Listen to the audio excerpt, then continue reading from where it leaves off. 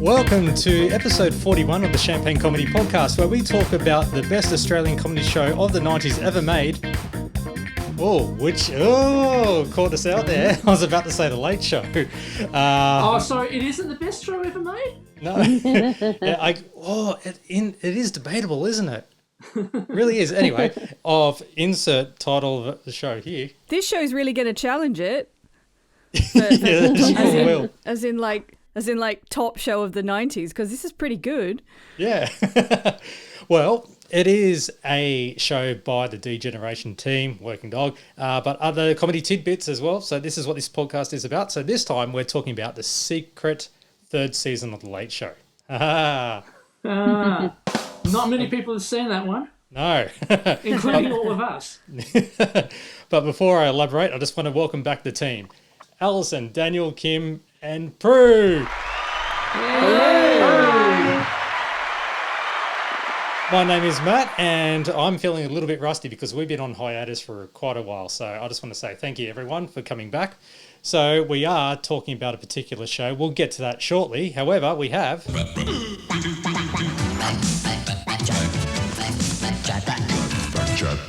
it's not really back chat, but we will get to the whole point of this, and that is there's a lot that's happened since we were taken off podcast air, and you can see all the information on all the news of what's happening with the world of Working Dog, D-Gen and any other associates to them. By the way, just a disclaimer that this podcast has nothing to do with D-Gen, the Working Dog, ABC, or any other connections with them. This is a fan-driven podcast. So yeah, we're just fans of the WDU. They had the anniversary of The Late Show as well, the 30th anniversary, and what they did instead was interviews. Tony appearing on Mad as Hell, as well as Jane Kennedy popping up on Studio 10, Rob Sitch on radio interviews as well, like on WSFM with Jonesy and Amanda, and in other shows around Australia too.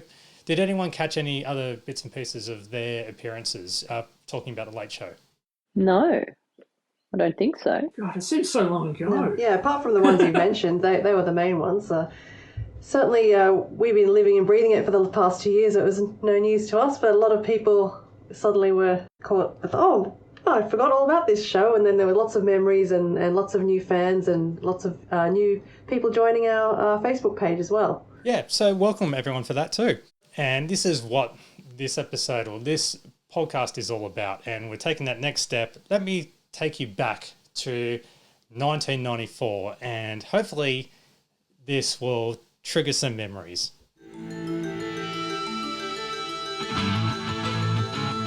Getting the theme here. Yeah. Heartbreak High, remember that?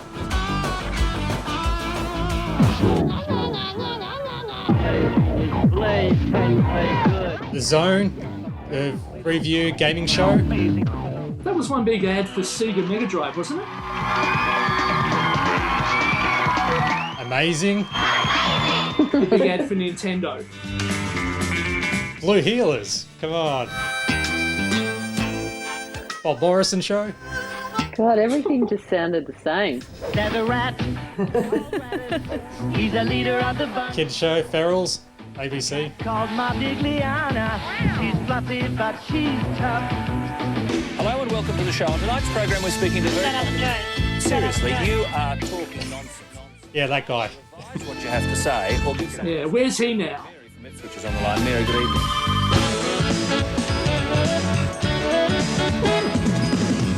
Man, oh man. Man, oh man. So how's that for a time warp? The last two, Alan Jones Live, the long-running series of Alan Jones Live, and Man Oh Man. So hopefully that gets you into the mind frame of 1994. And there was also another show, I don't know what it's called. Hello, I'm Mike Moore. Welcome to Frontline. Shall we all sing it? Yeah. Shall we all sing it? I'll do the drama. Yeah, Here we Hello, go. I'm Mike Moore. Yeah, so I'll do the typing. Here, I'm doing the typing. Yeah.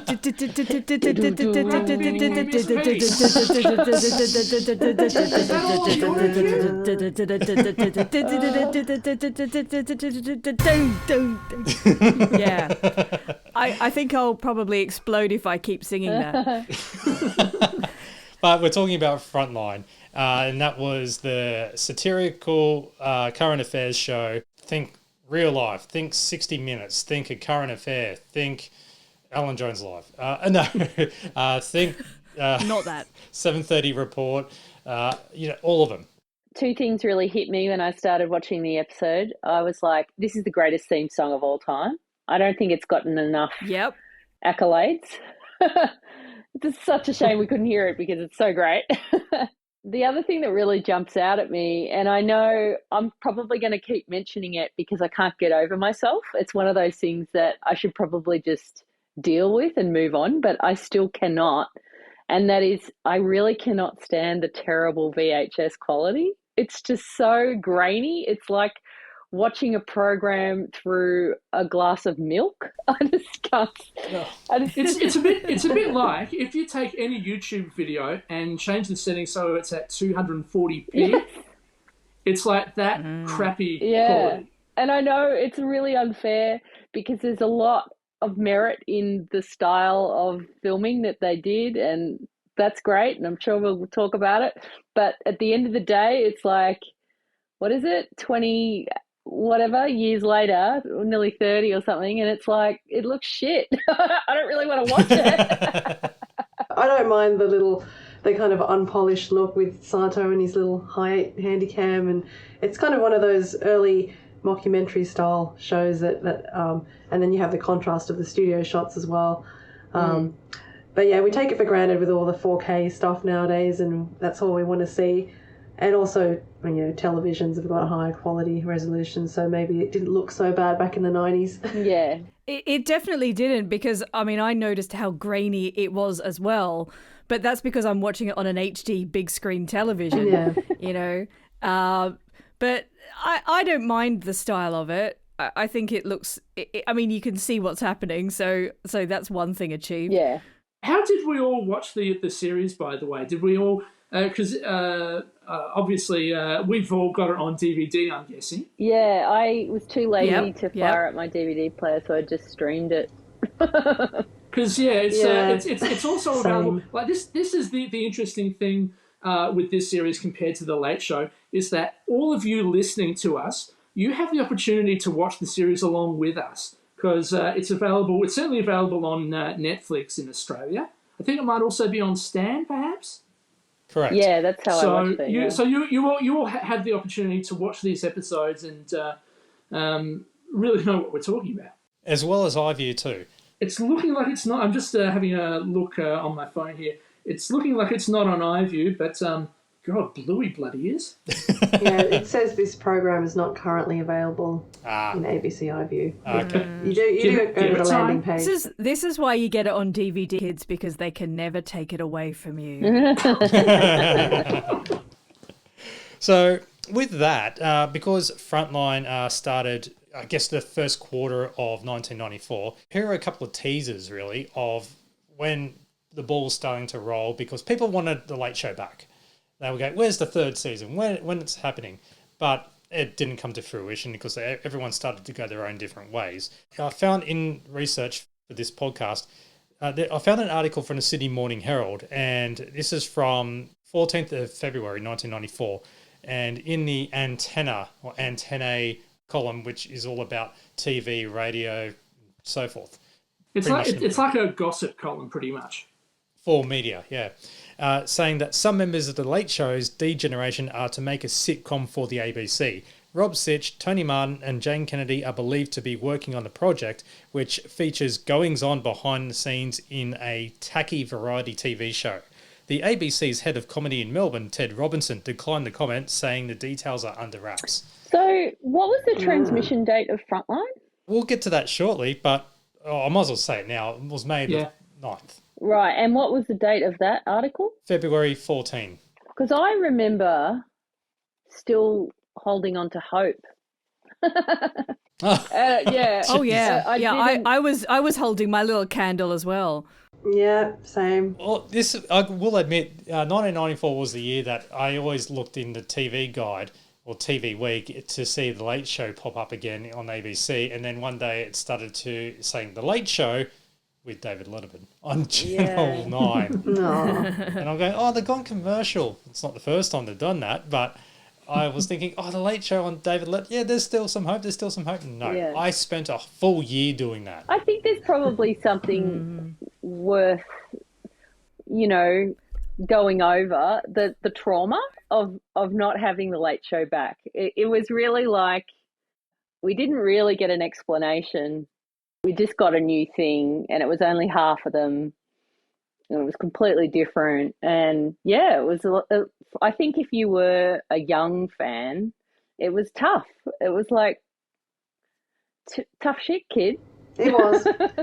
Yeah, I was leafing through the old school newspaper, which I brought the wrong copy with me, but someone reviewed Frontline and basically just said, no, it's no good. It was too highbrow for them. They were just, hanging out for The Late Show. I was in two minds about it. I enjoyed seeing half the cast back, and I was interested in media as a career, and so that interested me as well. But deep down, I was disappointed that I didn't have the old gang back for The Late Show. Yeah, I was disappointed as well, but I watched Frontline, and what was kind of interesting about Frontline was my parents wanted to watch it as well. They didn't want to watch The Late Show, but they would sit down to watch Frontline.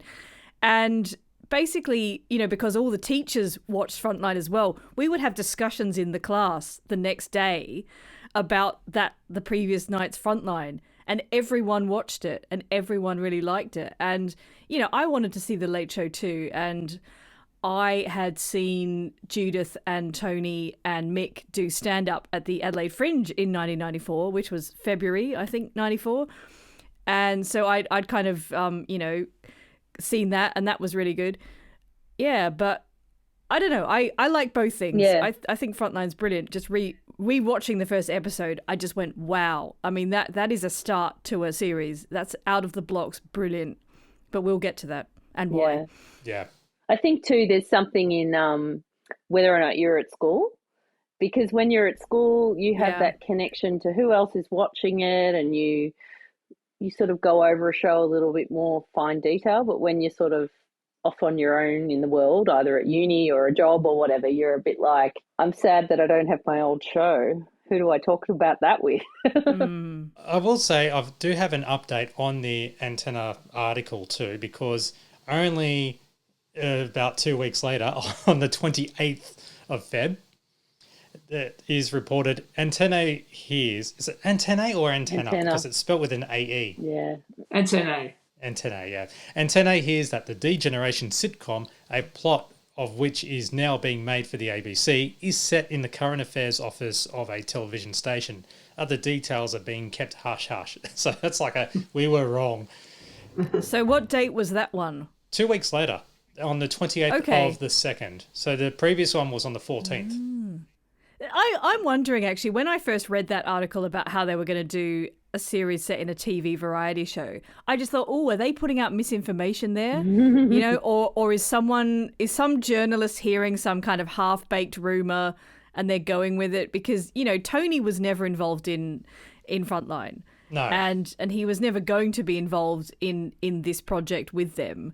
So I think it's some kind of half-baked rumor that they've heard and haven't managed to verify, because Working Dog are very good at keeping secrets.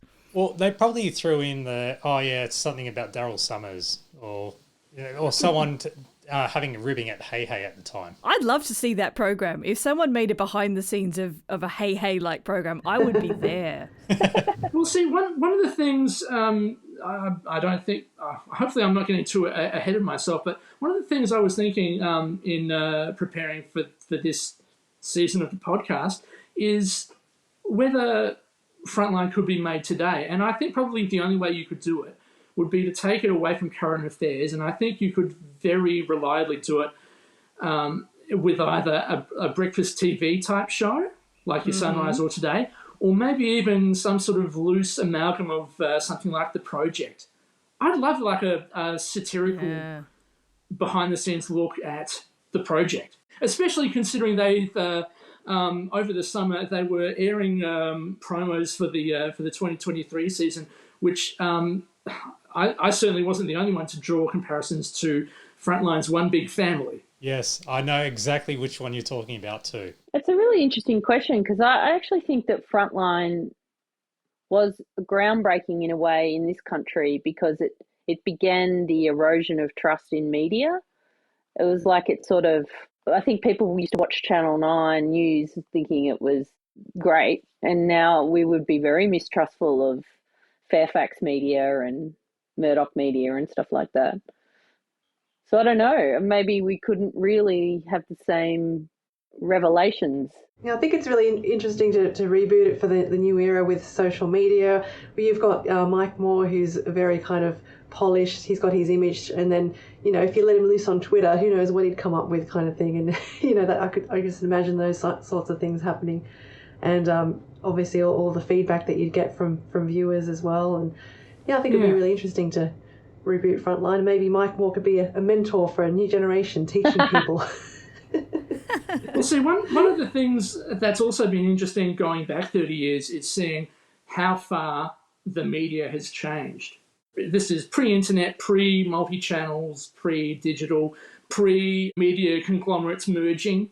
I have got another instalment of Antennae, and that is from Sydney Morning Herald again on the 4th of the 4th. So it's the 4th of April, 1994, and now, after all the gossip and stirring has gone on, it says, now, after all the hoo-ha about ABC shows moving to Melbourne and Brisbane to take up staff slack and use available production facilities, some in the ABC were surprised to hear that the new D-Generation comedy show, Frontline, is to be made by an outside production house with very little use of ABC crew and facilities.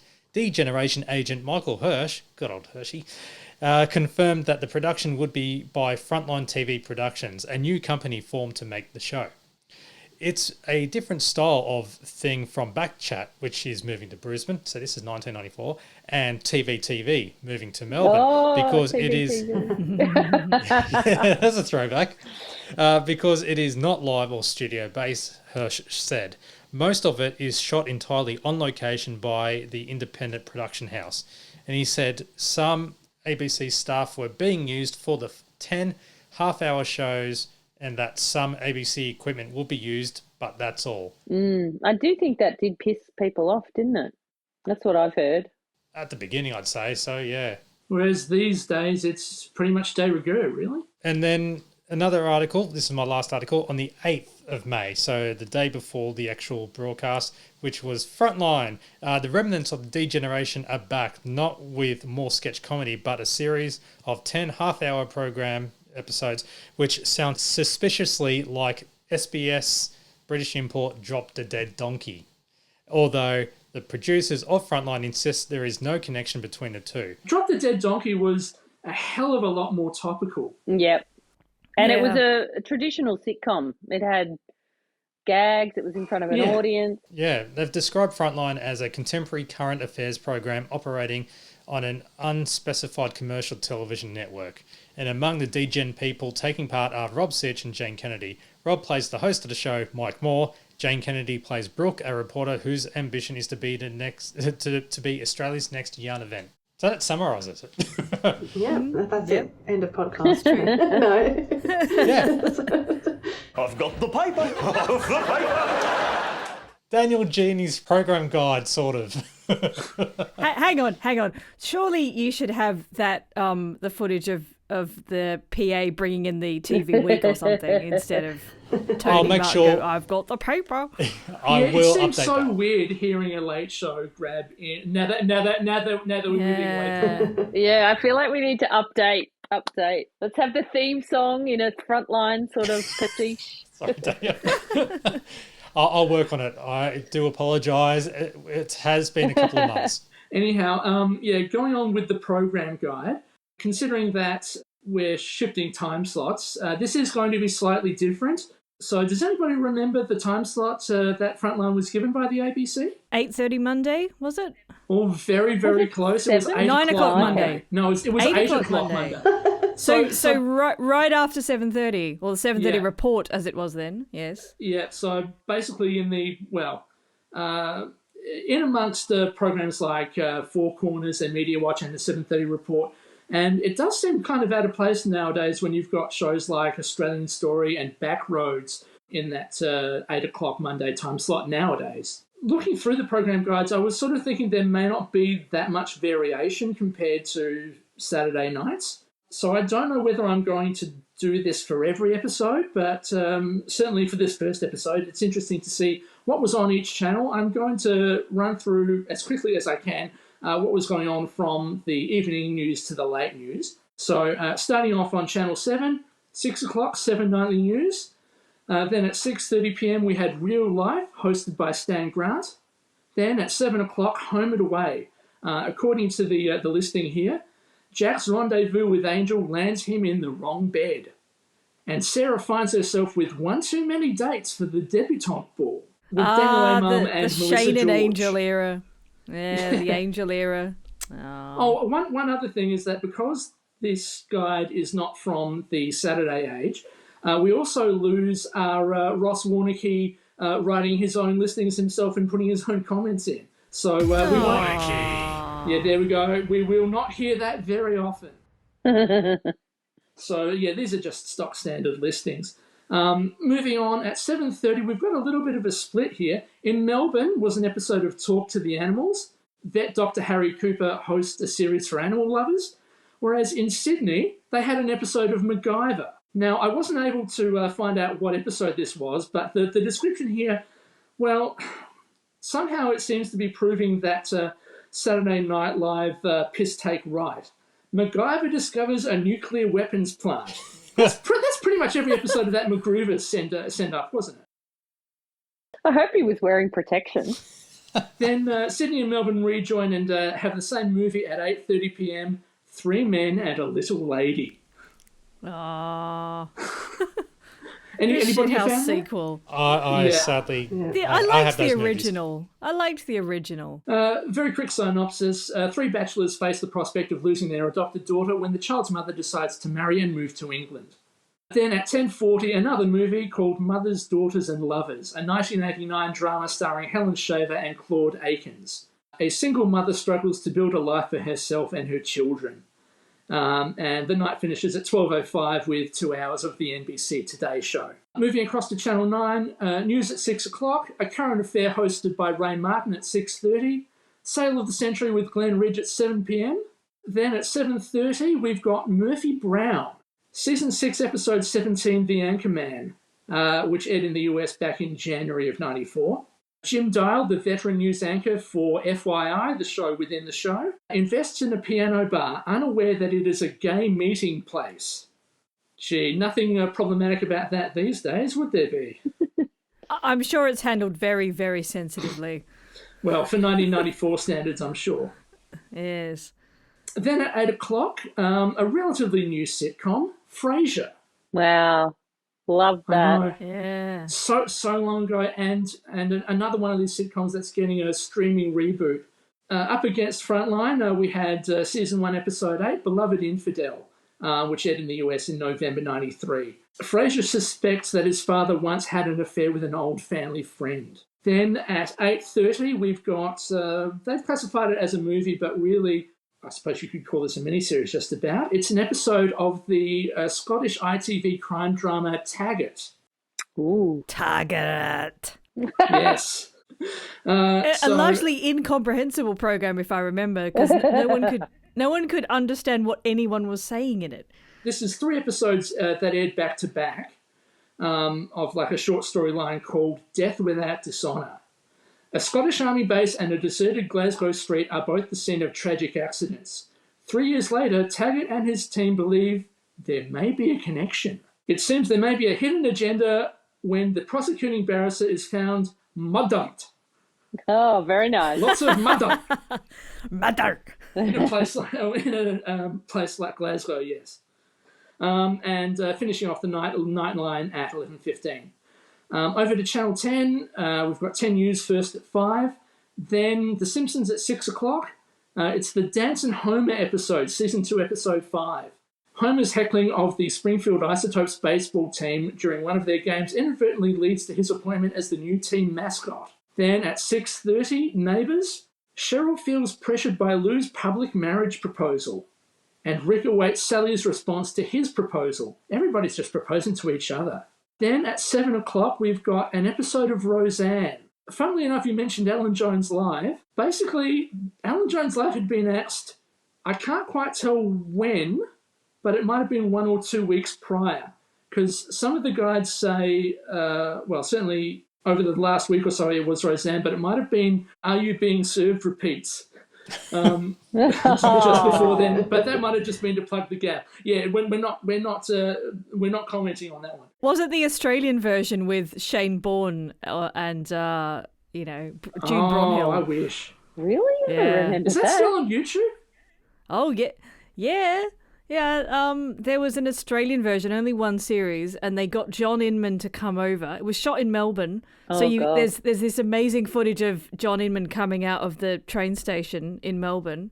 June Bronhill in the Mrs. Slocum role, and Shane Bourne as the kind of young male sales assistant role.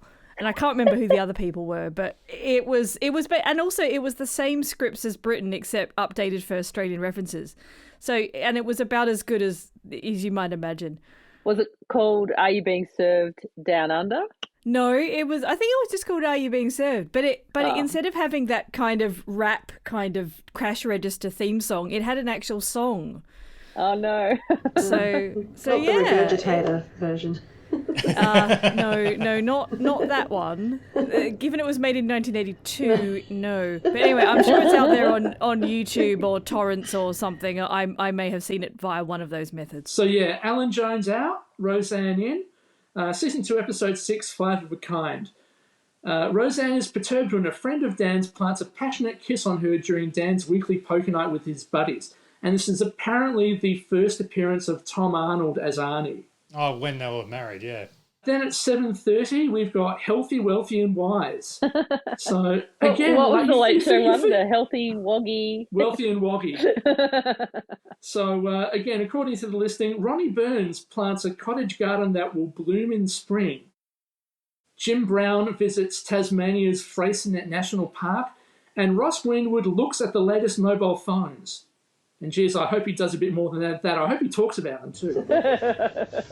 If anyone is interested in the latest mobile phones, I've got my 10th anniversary Good Weekend magazine here, and there's quite a number of ads for mobile phones, including the latest Nokia, where you can actually save people's addresses, and there's a various ringtone, so nothing comes close to it except Admirers, the Nokia 232. It's the absolute analogue.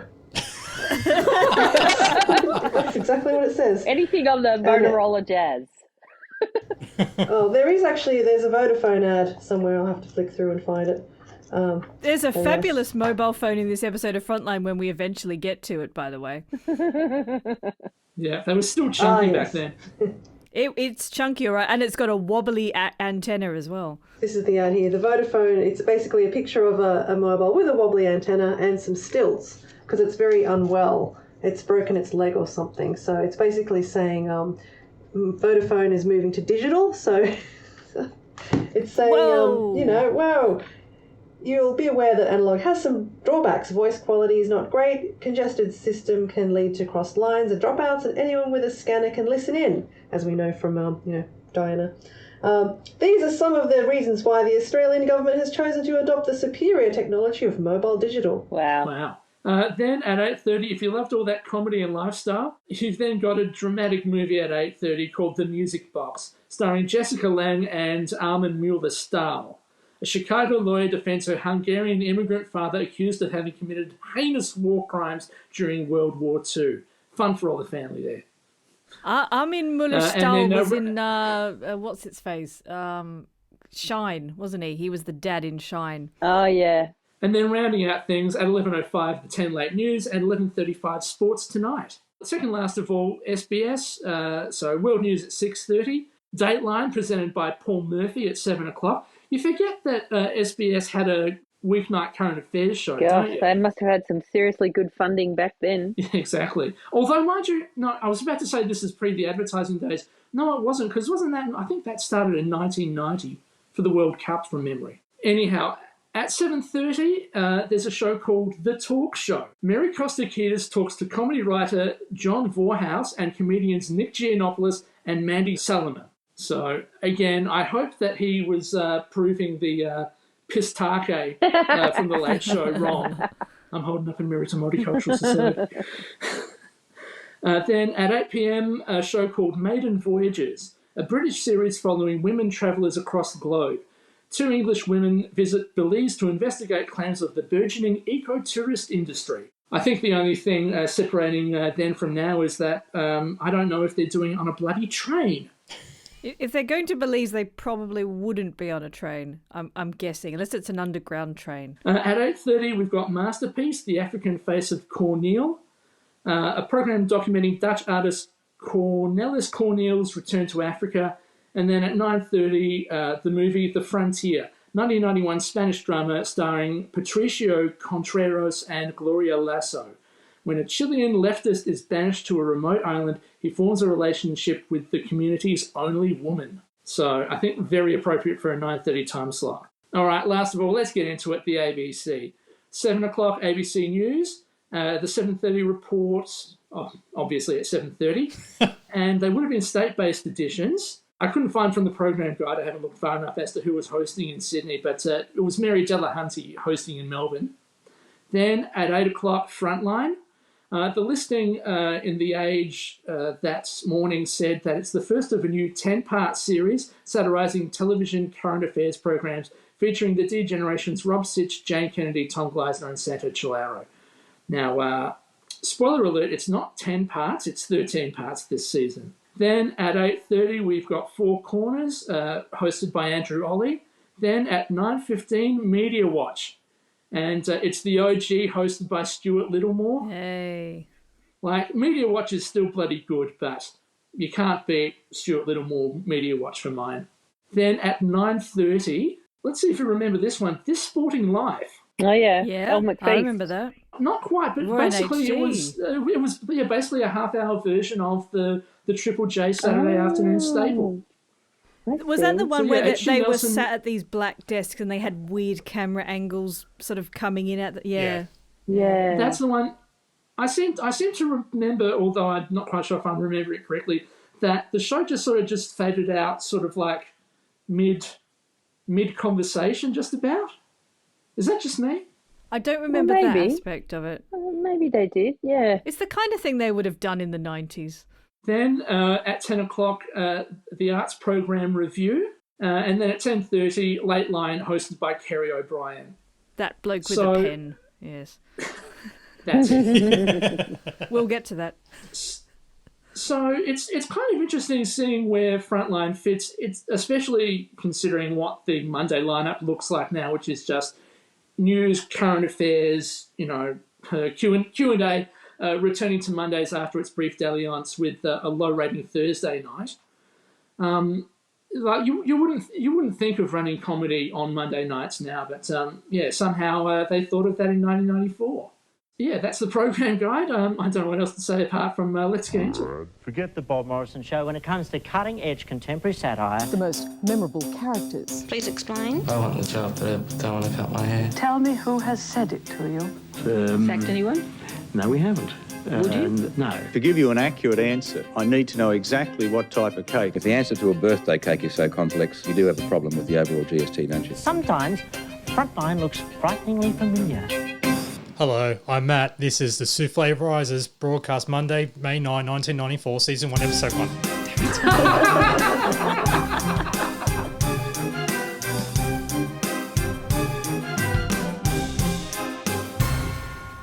I tried to get that as quick as possible, but I'm going to have to leave a longer gap. So the synopsis of Frontline Season 1, Episode 1, The Souffle Rises. Mike is angered by accusations of being a lightweight and decides to editorialise.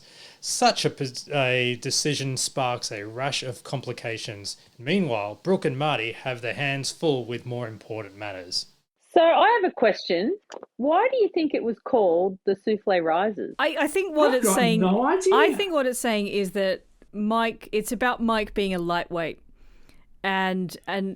Souffle is he's a lightweight. Love that. Yeah, exactly. This I mean, what you see across the whole 3 series of Frontline is you see Mike Moore gradually become more and more famous.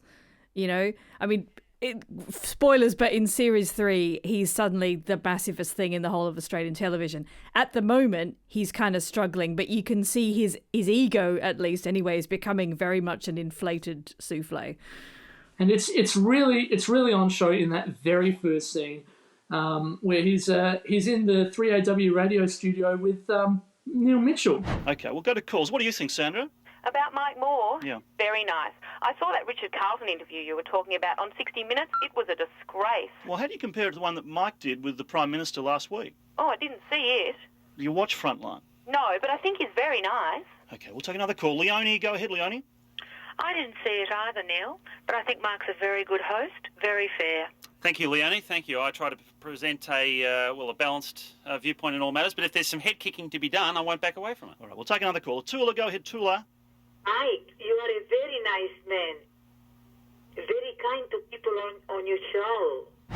The look on Rob Stitch's face, just absolutely fuming, as he's called the nice guy of current affairs. It absolutely sets everything up for the series, let alone the season. Well, not long after that, they were in the office, and when Marty was telling the urban legend about the baby spiders and stuff like that, here's the thing, right? It's not until this re-watch after the billionth time, right? But this watch for this podcast, did you notice a certain person in the background? Was it Tom? Tom Geisner? Yes. Yeah, Tom. He made that because when I was looking at what appearances he made in Frontline, and he played the photocopier repair guy, and it said that he appeared in episode 1, and I've gone, oh, no, he didn't. I never saw him. There he was, right there. It's like a blink and miss it type. He's in the background of almost there. Yeah, he's in the background of almost every scene though. If you look, he's kind of there. And it's actually, if you have the book Frontline, the story behind the scenes, there's actually a character. His name. Yeah. Look, everyone gets their book out, right? The name of the character is Colin Conacher. And we don't know anything about him. It says here on page 20, right? Page 20, yeah. Yeah. See, we don't know anything about him. Colin Conacher, photocopy repairman. That's it. There's no character profile, sadly, but I'd love to read a character profile of Colin Conacher, but alas, there is not one. And isn't it such a coincidence that the family name that he gets just happens to correspond with his profession. It's an amazing coincidence, isn't it? It's a family business. Well, Colin Toshiba doesn't really work out, does it? No. You'd need a different actor for that. Film. Before we move further on into it, when it comes to why Rob was acting as Mike, why Jane was Brooke, and why Santo was Jeffrey, the weather guy, and also Tom appearing in that. When we actually interviewed Santo for champagnecomedy.com, he actually mentions in the interview that why they chose themselves as particular actors or particular characters. The only reason we performed in Frontline is that we just figured it would take too long to explain to better actors how to perform stuff. So you go, you know what, even though we're not very good actors, let's just do it ourselves because it's just quicker. Yeah. A lot of the stuff that we've done in our careers, we've decided to act ourselves because, like, apart from Rob, who's a very good actor, we're all pretty shit-ass actors, but we do it ourselves because it's just quicker. That's ridiculous. They're not shit-ass actors. They're only ragging on themselves, but then again, you're going to get a Gold Logie award winner actor or some major award-winning person to be a photocopy repair person. Oh, wait, Brian Brown. He would be perfect for it with his... He would be the photocopy paper, wouldn't he, from the tree stump? He would be the photocopier. But, some other things as well, like Mike busy playing with his Game Boy. Oh, the Game Boy, yeah. I know the technology in this episode was just the other thing about the Game Boy is like the Game you see Boy. the original scene with the Game Boy where, you know, he's trying to hide that he's playing the Game Boy and then the sound is still going and, you know, that's really funny and everything. But the Game Boy just permanently is on his desk. Like later on when he's interviewed by people from a newspaper, the Game Boy's just sitting there. But I think a really brilliant character detail about Mike Moore is that his office desk is completely empty. There's nothing on it at all. Yeah. He clearly sits around and does nothing all day except stress about his public profile and read TV Week and play the Game Boy. Yeah. He's got nothing else going on. He's not coming up with stories. His job is just to read the auto cue. That's it. Nothing. Yeah. The stark realization that he's just not using the internet. Like that was like wild. Yeah, because there's no internet. Encyclopedia Britannica. There's no internet in 1994. I think it was. Well, there was, I think it was in 94. Yeah. It hadn't really broken through at that point. There was no World Wide Web. But it's interesting though, because like you imagine that the host of a current affairs show is probably spending their whole day reading newspapers, researching stories, you know, getting involved in it. Nah, he's just there to read the auto cue.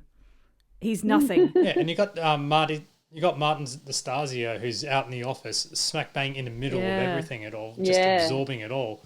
So it's a major comparison in between the profiles. Yeah, they do set that scene really beautifully. Like even the other editors, they're sort of talking over each other, and they're really loud and sort of arguing about stories. And there's just Mike, you know, flipping through TV Week and playing the Game Boy. And he's seen as an irritant around the office. They want to get rid of him, so they put him in this office with a Game Boy. In this moment too, we also get introduced to everyone's favourite weatherman, Jeffrey Salter, played by Santo. Yes.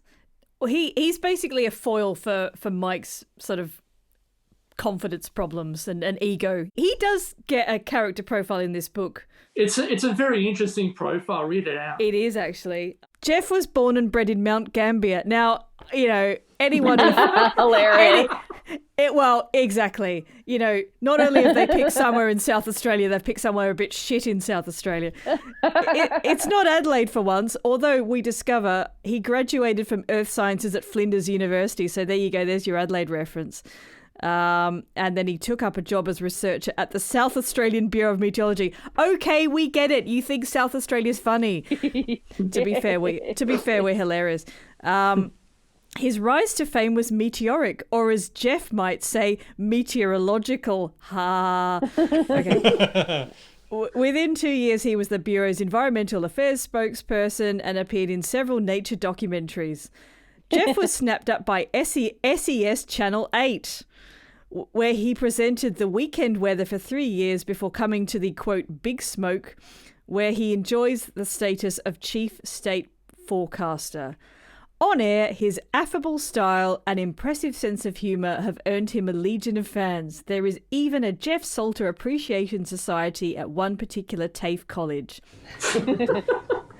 Jeff drives a Mazda 121, although on smog alert days he cycles to work. Has an Irish setter called Bobo, and is quite an accomplished magician, although from memory we never see his magic skills throughout the entire series of Frontline. We do get to see his cartooning skills. We do, actually. Yes. So anyway, I think the conclusion is that Jeff is basically a massive dork from South Australia. Although really, his profile's held up quite well over the years. He sounds like a pretty cool guy that you'd want to hang out with. Someone on smog alert days. These days he'd be quite cool on TikTok, you know, doing magic tricks and cycling to work, and you know, all the kids would really talking dig about him. synaptic patterns. Yeah, he'd have like a Facebook page, you know. Yeah, I was going to say that the Jeff Salter Appreciation Society sounds like a Facebook group. Yeah, it does. I'll have to see if it exists. But we all knew Santo from his, you know, Weatherman late show days, so wondering whether that cold front could get your eye out and all that sort of thing. So he's right at home. All a bit squiggly. Yeah. Watch out for the H. And really, you could see somebody like Jeff being friends with someone like Mike. Yeah. And it really is a lovely friendship, isn't it? Yeah. There's sort of that scene where they're sitting next to the coffee machine, and it's sort of like the Rob Santo dynamic that we know. But again, you learn so much about Mike Moore from the way that he kind of cuts over Jeff slightly, and the way that Jeff is very deferential to him. Jeff realizes that in the rankings of TV stars, Mike is above him, but there is underneath it, there's a genuine friendship, I think. I'm just going to say there are some really funny lines that come out of it. And again, if you read this Frontline book, which has got the script in it, you can see that a lot of it was obviously improvised around the script. But one that they did write down was Mike is talking about his anxieties about not being seen as hard hitting, and he says, "Well, they obviously didn't see my run-in with Jackie McDonald." And then later on they talk about the famous Kamal walkout. And so you think, well, if anything, that sort of emphasises what a lightweight he is. So we find out that Frontline's got John Hewson for an interview, and basically Jeff eggs Mike on to really go in hard on Dr. Hewson. Now, you're about to unveil some major new policy statements in the area of social welfare. Yes, and we're very excited about these plans. Well, don't you think that's a little cynical? I mean, prior to last election, you didn't have a single social welfare initiative. Hang on, yes, we did. Well, would you like to name one? Look, I'll name 5. We plan to increase expenditure on childcare, provide tax relief for self-funded retirees, increase the budget for women's health, boost the funding for the mentally ill, and pump $300 million, that's $300 million into the non-government welfare sector. And I can show you the policy statements if you want. Well, no, I mean that's all ancient history now. Hang on, you brought it up. Yes, then I'll bring up something else. And it just gets more awkward from there. Yeah. But it does reflect and mimic something that happened not long before that. Was it? Yeah, and that was the infamous GST birthday cake interview on The Current Affair. It's almost like a right of reply. Yeah, exactly, which Dr. John Hewson had a chat with Mike Willisey in regards to trying to explain the GST. If I buy a birthday cake from a cake shop and GST is in place, do I pay more or less? Well, it will depend whether cakes today in that shop are subject to sales tax or they're not, firstly, and they may have a sales tax on them. Let's assume that they don't have a sales tax on them, and then that birthday cake is going to be sales tax free. Then, of course, you wouldn't pay, it would be exempt, there would be no GST on it under our system. If it was one with a sales tax today, it would attract the GST, and then the difference would be the difference between the two taxes, whatever the sales tax rate is on birthday cakes, how it's decorated, because there'll be sales tax perhaps on some of the decorations as well. And then, of course, the price will reflect that accordingly. You tell us in what you've published that the cost of cake goes down, the cost of confectionery goes up. That's right. And there's icing and maybe ice cream, and then there's candles on top of it. That's right. Now, that's what I'm addressing in the question. To give you an accurate answer, I need to know exactly what type of cake to give a detailed answer. I mean, if it's just a cake from a cake shop that is not presently subject to sales tax, it will not attract the GST. But But if it is a cake from a shop that has sales tax and it's decorated and candles, as you say, that attract sales tax, then of course we scrap the sales tax before the GST would be imposed. It's just an example. If the answer to a birthday cake is so complex, you do have a problem with the overall GST, don't you? Well, the difficulty we've got in that example is people don't know how much tax they already pay. 30 years later, still doesn't make sense. It was not a good look even at the time. Yeah. It just Well, and that was an era which tolerated longer answers from politicians. You know, it was actually interesting hearing something that was trying to be educated. I don't mind that now. It's a refreshing change, isn't it? I actually reached out to Dr. John Hewson to see if appearing on Frontline, write a reply just to take the mickey out of himself, to see how much of a challenge it was to be on the show. I don't know. It's just a general challenge. I actually struggled to get in contact with him because I did try to phone him up. Oh, it's John Hewson here from Telecom Mobile. Who's that? That's all I got. But personally, very well. Thank done. you. I did try to reach out to him via email, and I didn't get a response in time. So, Dr. John Hewson, if you're listening or whatever, you're more than welcome to come on and give us your right of reply for appearing on Frontline and to take the mickey out of yourself. You can uncover a few clues about maybe what happened in the recording from, again, looking at the script and comparing it to what actually went out. Because the bit just before before Mike Moore does the interview with him, you can see John Hewson's trying to rattle Mike a bit. And he says, you've got a bit of sweat on your brow there. And that's not in the script, right? And then there's other stuff where he talks about his social affairs policy or whatever it is. That's also not in the script. So my theory, having compared what's on screen and what's in the script, is that the performers got the script, but then they kind of, when they performed it, they sort of improvised slightly around it. And I'm guessing the sweat on the brow thing maybe came during that process. And so it's kind of interesting, the idea that they got non-professional actors, like, you know, a politician essentially, to maybe join them in their kind of improv game. So anyway, if anyone was there and knows, I'd love to know more about that. But that's what seems to have happened when they made the show. That's what I was going to say. It's like, credit where it's due. John Hewson really did do a very good performance for a politician. Because it's interesting, in a note on the scripts on page 17, Laurie Zion actually sort of talks about how there's not much ad-libbing. The scripts are pretty much stuck to. So I don't know, maybe they felt like he could actually talk about his policies. Like, maybe there was a bit where they sort of said, you know what you're doing, go for it. Well, does he know what he's doing? I don't know. I've always found this John Hewson appearance a bit weird, because it contradicts so much what we all think about John Hewson, which was essentially, you know, he couldn't explain his complicated GST and he was crap and he was so bad he got replaced by Alexander Downer. And that's basically the kind of memory we're left with. And what this feels like is they said, oh, Dr. Hewson will come on your sitcom if he's going to come out of it looking good. And that's my theory. I reckon that's the only reason he agreed to do it. And he does come out of this having really nailed Mike Moore and looking really strong. Although in the end, of course, he was so crap that Alexander Downer toppled him. So maybe that didn't work so well. Kudos for trying. Yeah. Dr. John just didn't have the ratings. Nope. It's interesting seeing Dr. Hewson bringing out the TV ratings and basically going to Mike Moore, well, gee, you're not popular either. Because it basically reminds me of something similar that happened. I think it was Pauline Hanson really giving it to, I think it was Carl Stepanovic on the Today Show, and basically it was pretty much a similar exchange. Maybe she studied Carl this episode. Carl saying to Hanson, you're not popular, and Hanson going to Carl, gee, you know, you're not rating well either.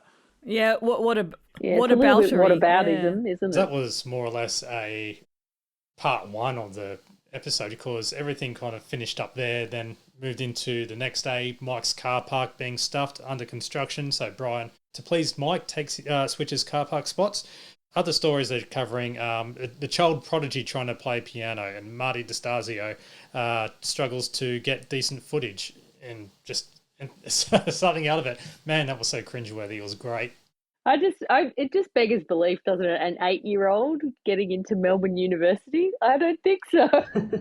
Also, Mike buys a cappuccino machine. A very lightweight looking cappuccino machine when he brings it in. It looked more like a prototype Nespresso machine. It's a Gargia machine. Yeah, I tried to Google I tried to Google the model, but I couldn't find the exact. Yeah, my partner found it online. He found it. Oh, really? Someone in America bought it in a yard sale for about $10 many years later. But I think it's a Gargia baby. I think they do very small espresso machines. So yeah, it's probably just a nod to the whole like cafe culture, and I think Santo is at home there. Operating that. The idea that you might be able to do this at home, I think that was the first time that cappuccino machines were available for your kitchen. Yeah, although most of us were just doing plunger. I do like the subtle fingering of Jeffrey's coffee as well to get the bits out. Scrape the scalded milk off. I think I might have burnt that bit. Yeah. Other than Brooke being instructed to do a story on breast implants, Mike talks about the car park privileges with Jeff while having a coffee. So you just go up and down, do you? Yeah, exactly. Oh, that's what I wanted to tell you. Hey, Jeff, they've dug up my car space for the 3rd time this year. What? Yeah. They better not be putting in another speed hump. But you've already got 3 to go over. That's not fair. You know, I asked Brian about getting a roof for an undercover car park. Apparently, you've got to be in sales. No, that's not true. I'd go see the general manager about Guess where Brooke gets to park? Have a guess. Lifestyle. Behind news. That's concrete. I know it's behind concrete. It's smooth. I thought it was 10 years you had to be. It's favouritism. I love the hierarchy around the car park spaces. you know, if you get a smooth car park. I thought that was great, though. Yeah. But the fact that he already had 3 speed humps in his car park space. But Dom also recites, who was in earshot of Marty's story, his spider story, recites the story but with mice instead. Sort of Chinese whispers effect. Is a nice subtle little thing. That bit that you just played, I don't think that's in the script either. No, it isn't. That bit. And this is my point. I mean, you know, it might be true that they didn't really do much improvisation, except that they kind of did. They improvised around the idea of the script. So they just extended what was there on the page rather than just literally come up with it. And I would argue they made it funnier by doing it that way. Yeah, they did. Yeah. Because it's actually, I find, I'm going to be rude now, I'm sorry, but I find this script book incredibly tedious. It's got no real jokes in it. I'm so awful, aren't I? Off the podcast. Well, I've never I think it's just that when you write it down on paper, it's not as funny as when it's it's not alive. It needs to come alive from people saying the lines. Plus, also, it probably says a lot about all of the people who are playing all of the different roles. Yeah. It's hard to think of, you know, anyone apart from Bruno Lawrence playing executive producer Brian, or, you know, Terry O'Mora playing Martin DeStasio. They bring something that's not on the page. Back to Marty, though, with trying to get his story going with the musical prodigy. He realises that the story's a bit of a fail, so he tries to escape in the car. See you later. Let's go, mate. Please, can we just go? Young, what are you doing? I don't know. The car won't start. Yeah, I want to get back too, but the bloody... Oh. This is not happening, mate. Can you fix this? Yeah, great. Do you know anything about this? There's a battery there and there's oil goes through a I don't need humours. Can you fix it? Jace? I think it's your alternator. It's an impressive line, though. One line, and the rest of the afternoon he just had to sit there not playing a piano. Yep. If only he'd come to talk to him about cars. Yeah. That's what he should have done. Maybe that's what ended up on air. But Mike also hits some controversy when he has an unscripted political comment about the Macedonian issue. And again, this is goaded on by Jeff going, you're the host of the show. Yeah. Why don't you have an opinion? He starts receiving death threats. Boy, does he. It's hilarious, isn't it, this? It's like the most intelligent thing Mike has ever said. However, it's revoltingly opinionated. Yes. And I just love how Marty starts playing mind games with him as well throughout the office. And especially popping the balloon. I was just going to say, before we get to the shenanigans in the office, after Mike gives his spray on the Greece-Macedonia issue, there's a bit where while he's doing it, live on air, and they cut to the control room and you've got Brian and Emma sitting there. And there's a cut line, which I read in the script and thought, oh, that's a good line. And then it's not actually used in the show. And I realised why. Emma says, as Mike does his editorial, oh, it's like the final scene of Tootsie. And they cut that line. And it's quite a funny line, especially if you know the reference. But I realised why they cut the line. And it's because while it's really funny, it would completely detract from the dramatic moment. I really quite like the end of Mike's speech, opinion. And then he goes, and after the break, we pucker up for the art of kissing. It's just this. So, yeah, naturally, after this burst of opinion, Brian chews Mike out, and basically this is sort of one of the hallmarks, I think, of Frontline, is that it seems to impart these sort of lessons about the media, and this is like a reading from the book of Brian. It is just image, pal. Current affairs hosts do not give opinions. Yana does. Yana has never ever expressed a personal opinion in her whole life. She interviews someone from the Greek community about racial violence. She doesn't go, I think you're a bunch of psychos. She says, it is alleged that you are a bunch of psychos. Yeah, I think the key lesson was you can say whatever you like as long as you're not the one saying it. So make sure it's not you. Yes. Yeah, Brian really does come out with the moral of the story. I suppose if you're a kid studying this in whatever year they studied it, this would be the scene that you would look at. And that's the beautiful trick. And hilariously, Mike Moore is eating a Magnum at the same time. I was really distracted by that. Yeah, I was going to say Magnums. That's when they came out around that era, wasn't it? Isn't that brilliant? The bit with the Magnum, it so undercuts Mike's authority. The fact that he's waving this half-eaten Magnum around. It's so brilliant. I mean, basically, everything in this program they've thought about absolutely every single element, from the just things people are casually holding to stuff in the background. It's such a rich text, Frontline. This is what I thought when I saw Brian's lesson about how current affairs works. So this idea that, you can say whatever you want to someone as long as you say it's other people saying, other people say that you're this or that, right?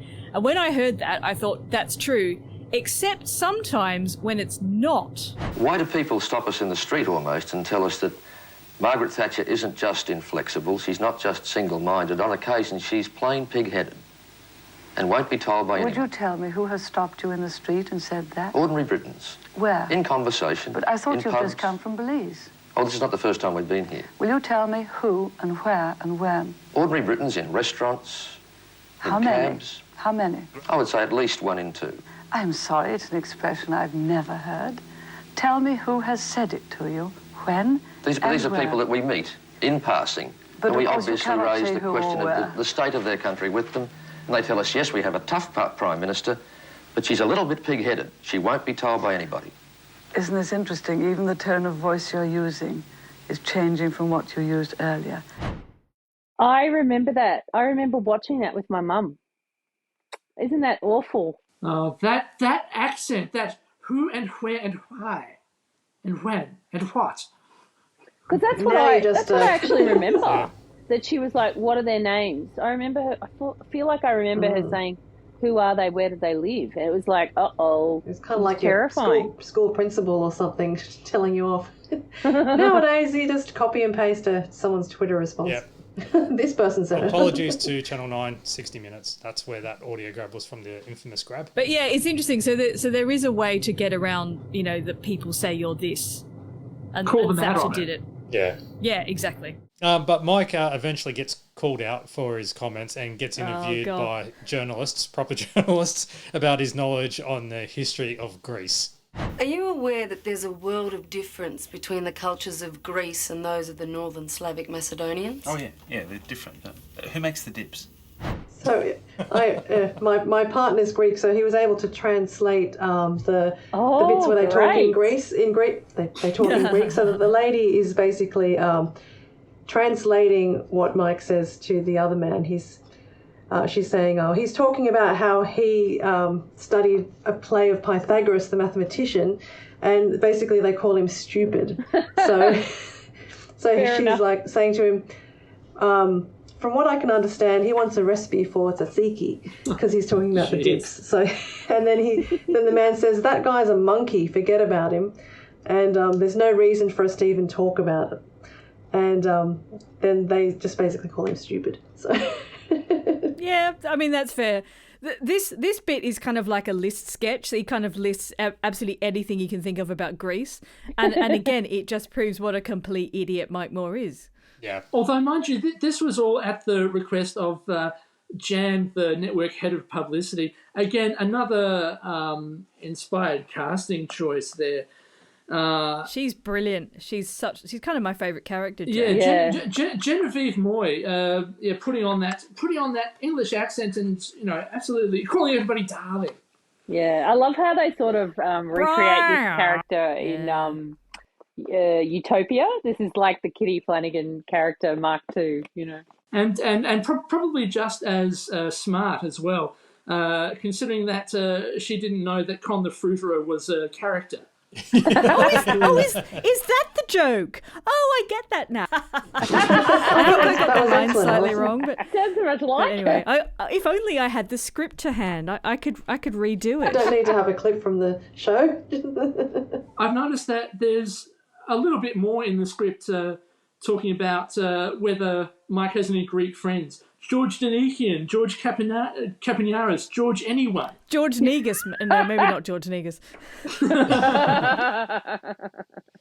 That does lead into my favourite part of the episode, and that is all about trying to find or interview the Aussie legend, inspired by the current affair promo about Maury Fields. So Brian sends Brooke to do a story on Ugly Dave Gray. Being a comedian really does educate you. It really does, because I remember when I was a kid at school, I couldn't spell the word entertainer. Now I are one.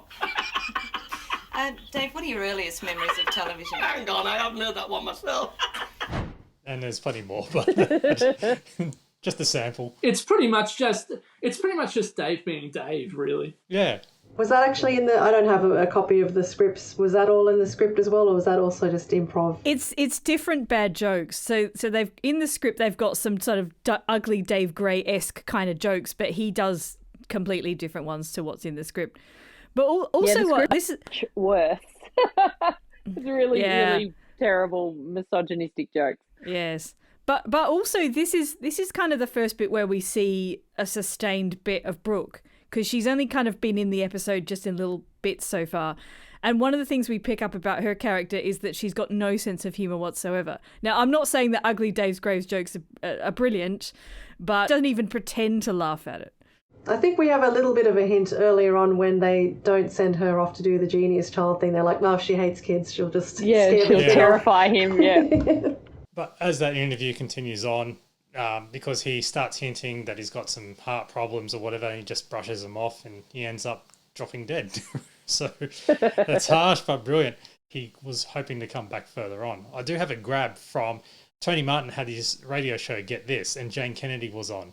Somebody who does live in Queensland and who was in, I think, the very first episode of Frontline was Ugly Dave Gray. Correct, yes. And do you mind if I tell this story on air about Ugly Dave? Go ahead. Because he died, didn't he, in the episode? That's right. I think there was a very moving shot of a stretcher being loaded into a hearse with just a cigar. That's right. It was a hand with a big chunky ring and a cigar still smouldering. Well, I remember Tom Gleisner showed me a script, and apparently Ugly Dave had gone, my character could come back. That's right. Even though he was dead. And he wrote a scene for Frontline. Well, don't worry, McLeod's daughter's apparently going to do that. Bring characters back from the dead, so it still happens. Good. But I'm saying to Tom, but if he's dead and it's meant to be real life, how does Ugly Dave come back? Does his twin brother arrive? That's what I was going to say. And Tom showed me a script, a very fine script that Ugly Dave had written, but it just wasn't really Frontline. It was more sort of Carry On Nurse. And it was him. He wasn't dead at all, and he wakes up in hospital and immediately just grabs a bird's ass. Hey!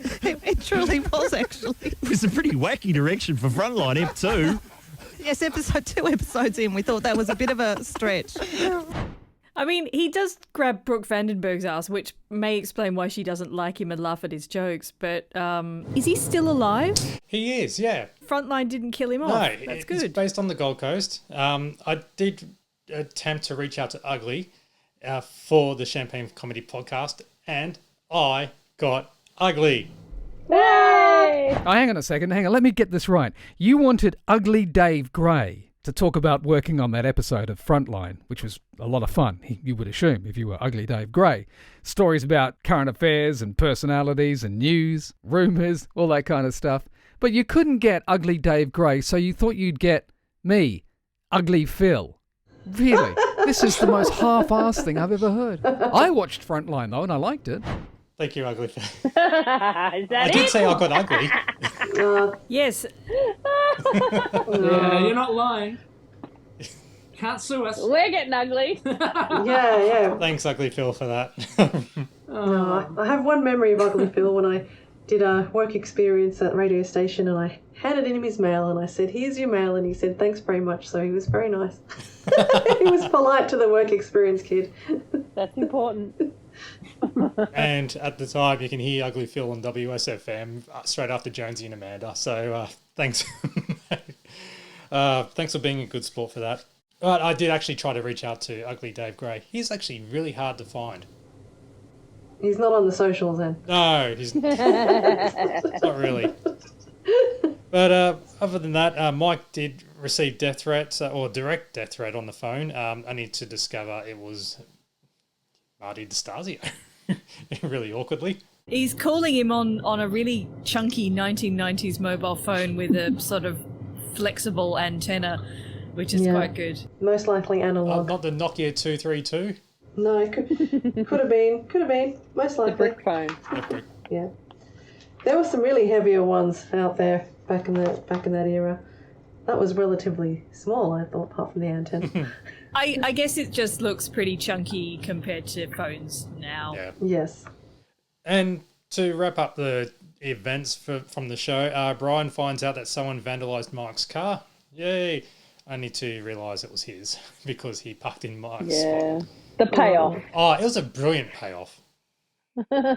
and also the way that Bruno acted out, because in the script it just says Brian slumps, and sort of the way that Bruno as Brian slinks off and hits the running sheet, on his by his thigh, and sort of goes. You can just, like, he says nothing, but you can just see the rage. It's perfect acting just from Brian Slumps. Great. There's just one last thing I want to bring up. I'm not going to go through all the credits, but did anybody notice one bit of pedantry that was in the credits? No, because I watched it on streaming and it was like, here's the next episode, about 2 seconds after they started rolling. Okay, you skipped the Yeah, no. Okay, so did anybody notice just after the written, produced and directed by Santo, Tom, Jane and Rob, where it says what the company is that produced it? Produced by Frontline Television Productions Proprietary Limited in association with the Australian Broadcasting Corporation. That's it. They repeated that. So, and I checked on Netflix to see, like, they haven't corrected it for Netflix or anything like that. So, again, it's a stupid note to end on, but I just had to, just for Matt to get out the pedantry stat one more time. I'll give it the official pedantry. Thank you for making that effort. All right, well, that concludes Season 1, Episode 1, Frontline, The Souffle Rises, as well as Champagne Comedy Podcast, Episode 41. I can't believe it. We made it this far. We finally got there. Oh, goodness gracious. So I just want to say thank you very much, Kim, Prue, Daniel and Alison, for coming back after such a hiatus. Also, thank you very much to you, the listener, who's still subscribed to the podcast. And yeah, now that you've got the opportunity to watch the episodes with us, we'd love to hear what you think as well. So, there's plenty of ways you can get in contact. Exactly. You can contact us via email, champagnelateshow@gmail.com, Twitter @TLSChampagne, the website champagnecomedy.com, and Facebook, the Late Show page, and you can't really miss it, as well as search for Champagne Comedy Podcast group on Facebook. It's on private, but answer the 3 questions and you're in. And also our merchandise site, bit.ly/champagnecomedy, where you could buy our crappy merch and help pay for the subscription for these the videos and recordings and stuff like that. We all do this voluntary and for fun. So, every 8.5 cents counts. So, again, thank you as always, Alison, Daniel, Kim and Prue. My name is Matt, and this is the end of the Champagne Comedy Podcast. So thanks very much for listening. Stay subscribed, share the love, and we really appreciate the support. See See ya. Bye. Thank you for listening to the Champagne Comedy Podcast, created by fans for the fans. For more information on this podcast, please visit champagnecomedy.com. Produced by Matt Fulton Productions, mattfulton.com.au. This is the most half-assed thing I've ever heard.